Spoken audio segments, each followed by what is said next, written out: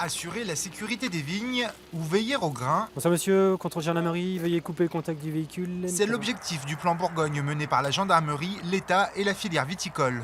Ce soir, c'est l'alcoolémie qui est traquée, alors que la fin des vendanges est parfois un peu trop arrosée, comme pour cet automobiliste. J'ai une amie viticultrice à Gervais-Chambertin qui vient de terminer les vendanges aujourd'hui.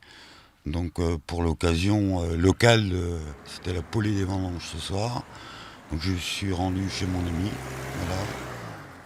pour festoyer. Entre Côte-de-Beaune et Côte-de-Nuit, les contrôles ont été renforcés depuis la fin du mois d'août et certains véhicules fouillés.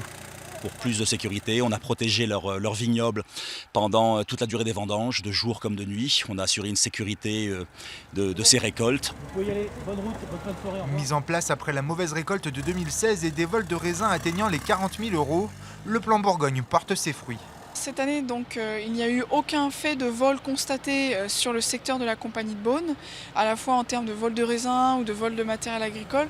Donc c'est une grande satisfaction, puisque ça veut dire qu'on a pu, à la fois par notre présence visible, donc être dissuasif pour le délinquant, le malfaiteur potentiel, et également avoir une présence rassurante pour les viticulteurs.